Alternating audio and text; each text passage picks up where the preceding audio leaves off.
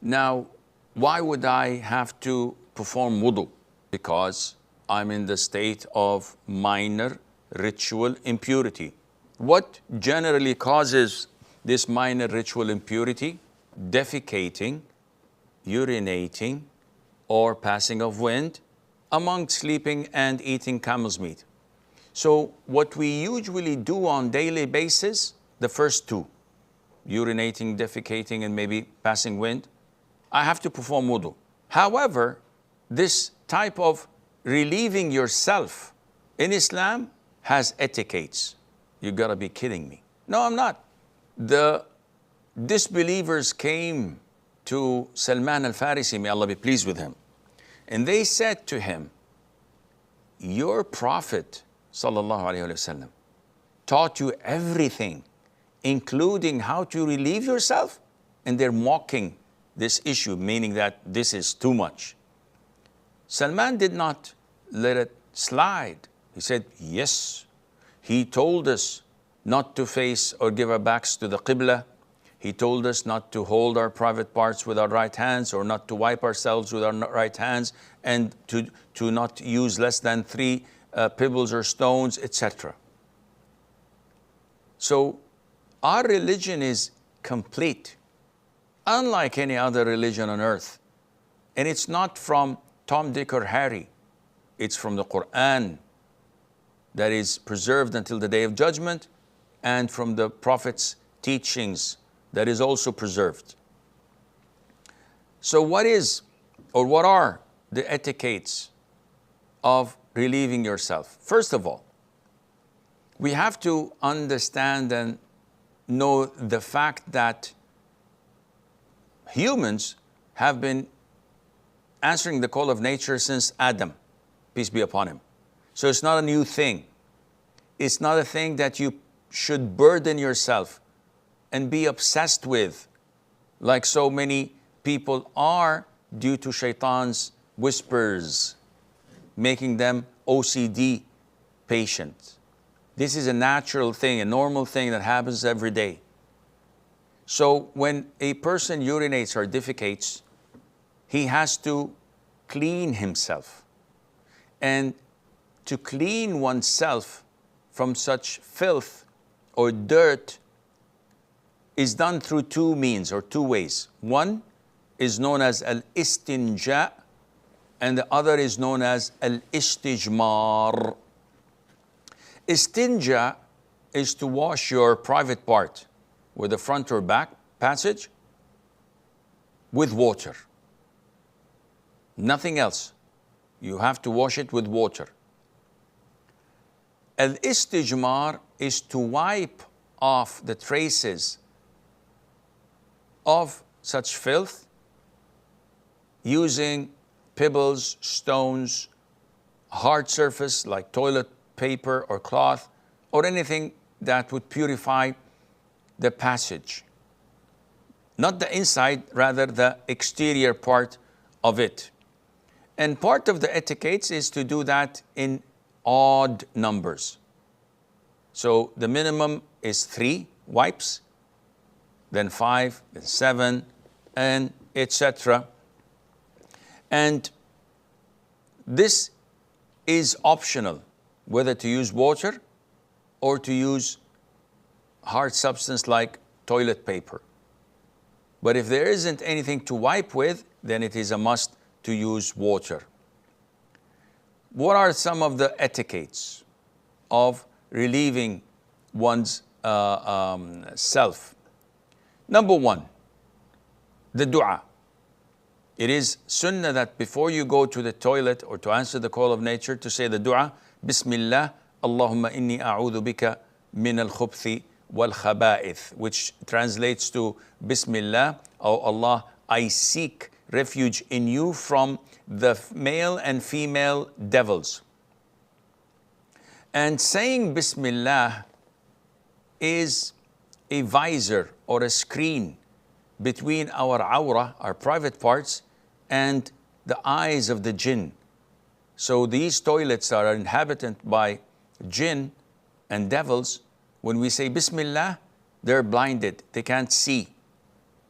So it is essential to say this when you go in.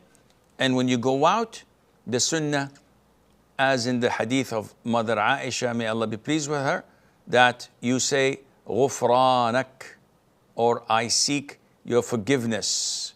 And this is what the Prophet used to say, sallallahu alayhi wa alihi wa sallam. And you can say other du'as such as Alhamdulillah alladhi adhaba anni al-adha wa afani. All praise be to Allah who has relieved me from this harmful thing and give me good health, etc.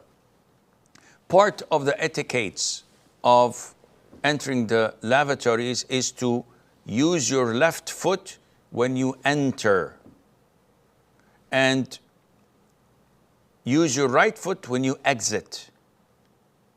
And also, part of the etiquettes in Sunnah, as mentioned earlier, that you only use your left hand when you hold your private part or you clean your private part, not your right hand, only your left hand.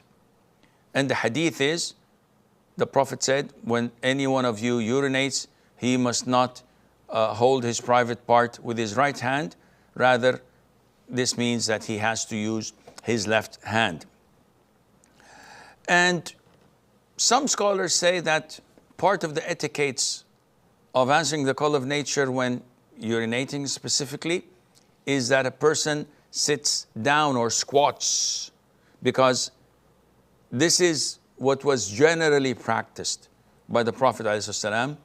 It is safer for a person that he would not have any ricochet from his own urine coming back to his body and to his clothes. And it is more concealing of his awrah if he's in the open rather than when he's standing up. Nevertheless, it was proven in Sahih al-Bukhari that the Prophet ﷺ did urinate while standing up. So it is permissible totally to urinate while standing up. It is totally prohibited to answer the call of nature in places that would harm people. So in the places where they walk, in their ways, in their streets, in the places they seek shade under a tree, in reservoirs or places they may use to drink water, and you soil that and spoil it by urinating, all of this is totally prohibited and a cause and means of attaining Allah's curse upon the individual who does this. Also, among the things that need to be careful with, facing and giving your back to the Kaaba, to the Qibla, when urinating or defecating. And this is an issue of dispute among scholars regarding whether we're prohibited from doing this in an open area, while in a closed area or within the structure of a building that is permissible. This is an issue of dispute, and the most authentic opinion is, inshallah, that if you are in a building or in lavatories or toilets that are built in the facing or giving your back to the Qibla, you have no other choice or alternative. But when you're constructing your house, it's a must upon you to change the direction, and Allah Azza wa Jal knows best. What is not recommended? Yes, it is permissible, but it's not recommended to do when you're answering the call of nature. You should try to avoid answering the call of nature, and that is urinating, where there is wind that may bring back your urine back to your body. So don't urinate in the direction of the wind. Rather, let it be with the wind so it goes away from your body. And it is not at all recommended to speak It's not part of the etiquette of Islam to speak or talk when answering the call of nature, unless there is a necessity. What people do in public lavatories, chit-chatting and talking, is indecent altogether. Also, it is not recommended to urinate in a hole in the ground for the fear that it might be inhabited by jinn or reptiles or snakes that may come back to you and harm you. And also, it is not recommended to enter lavatories while answering the call of nature with anything that may contain the name of Allah Azza wa Jal, such as notes with the name of Allah or the Quran, etc., unless you are afraid that it may be stolen.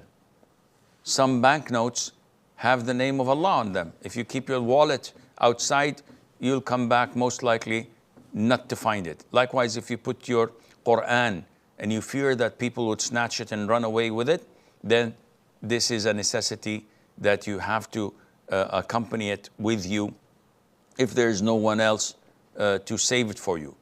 Okay, then what about mobile phones?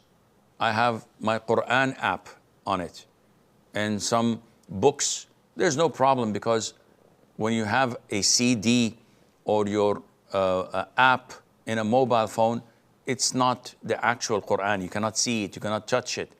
It's data stored on it, and as long as it's not open and it's not displayed in the lavatories or in the toilets, there's no problem with that, and Allah Azza wa Jal knows best.